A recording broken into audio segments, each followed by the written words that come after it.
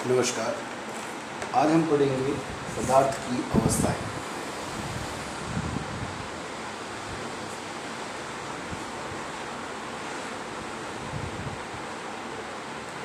पिछले अध्याय में पिछले टॉपिक में हमने पढ़ा था कि प्रत्येक पदार्थ जो है वो छोटे छोटे कणों से मिलकर बना होता है। इन्हीं कणों की विभिन्न विशेषताओं के आधार पर पदार्थ की मुख्य रूप से हम अपने आसपास 3 अवस्थाएं देखते हैं: ठोस, द्रव और गैस। सबसे पहले हम चर्चा करेंगे ठोस अवस्था। ठोस अवस्था में देखिए क्या होता है कि पदार्थ के कण जो है वो बहुत ही नज़दीक व्यवस्थित रहते हैं, बहुत ही नज़दीक होते हैं।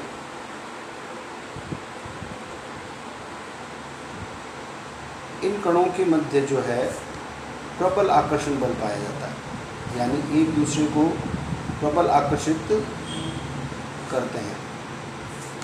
और साथ ही इनके मध्य रिक्त स्थान जो है ना वो बहुत ही कम होता है। इन गुणों के कारण इनका आकार जो है वो निश्चित होता है। आकार निश्चित होने के कारण इनकी सीमाएं हमेशा स्पष्ट होती है। यानी अगर हम इसका चित्रण करें या इनका ड्राइंग बनाएं, जैसे ये ज्योमेट्री बॉक्स है, अगर मैं इसको लेके और इसकी लाइनिंग वगैरह करूं तो हमें पूरी तरीके से पता चल जाएगा कि इसकी बाउंड्री वॉल कितनी है या इनकी सीमा कितनी है या ये पदार्थ जो है किस हद तक जो है वो विस्तृत है। इसी तरीके से इनका आयतन भी स्थिर होता है। इनका जो है आयतन भी स्थिर होता है। आयतन क्या होता है ये पिछली क्लास में हम पढ़ चुके हैं। इनके कणों के मध्य रिक्त स्थान कम होने के कारण संपीड्यता नगण्य होती है।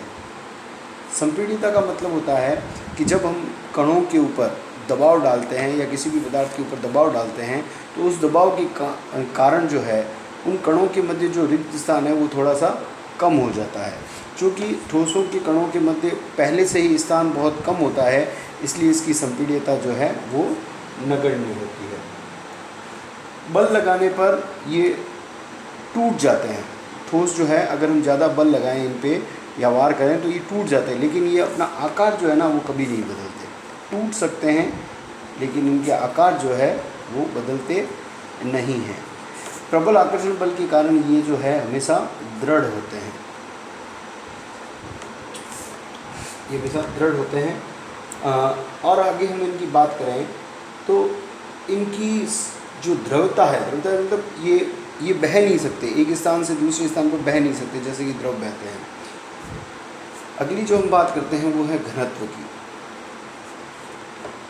घनत्व क्या होता है? तो घनत्व सिंपल सा है कि अगर हम किसी भी वस्तु या किसी भी पदार्थ के द्रव्यमान के अंदर उसके आयतन का भाग दे दें तो हमें जो भौतिक राशि प्राप्त होती है वो है घनत्व है। या यूँ कहें कि इकाई आयतन में विद्यमान द्रव्यमान को हम घनत्व कहते हैं। इकाई आयतन में विद्यमान द्रव्यमान को हम घनत्व कहते हैं। चूँकि ठोस में जो कण बहुत नज़दीक होते हैं, इसलिए ठोस के इकाई आयतन में कणों की मात्रा जो है या कणों की संख्या बहुत ज़्यादा आती है, यानी द्रव्यमान ऑटोमेटिकली क्या हो जाता है, ज़्यादा हो जाता है। इसलिए ठोसों का घनत्व जो है बहुत ही अधिक होता है। या यूँ कहें कि ठोस का घनत्व जो है बहुत अधिक होता है। घनत्व को हम भार से तुलना कर सकते हैं। अगर जिस पदार्थ का घनत्व ज़्यादा होगा उसका भार भी या वजन भी क्या होगा, ज़्यादा होगा। आगे हम बात करते हैं द्रव अवस्था की।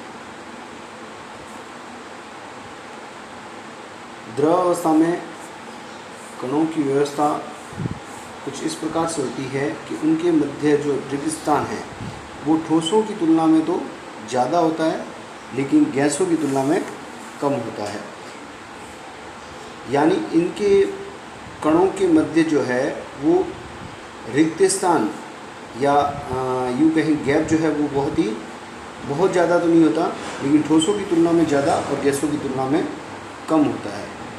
इस कारण से ये जो है ये तरल अवस्था में रहते हैं या तरल रहते हैं, एक दूसरे से एक स्थान से दूसरे स्थान पर गति करते रहते हैं या बहाव की मुद्रा में होते हैं। बहाव के कारण जो है इनका आकार निश्चित नहीं रहता।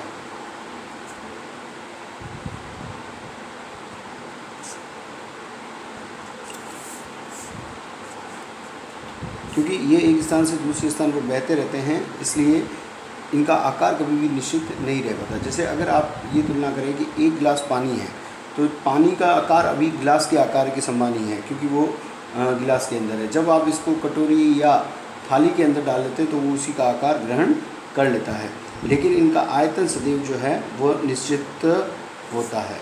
आयतन निश्चित क्यों होता है? क्योंकि एक गिलास पानी त्रिविम में जितना स्थान घेरता है, जब मैंने आपको आयतन की बात की थी, आयतन क्या होता है ये मैंने आपको बताया था, तो एक गिलास पानी त्रिविम के अंदर जितना स्थान घेरेगा, एक थाली के अंदर पानी जो है वो उतना का उतना स्थान त्रिविम में घेरेगा।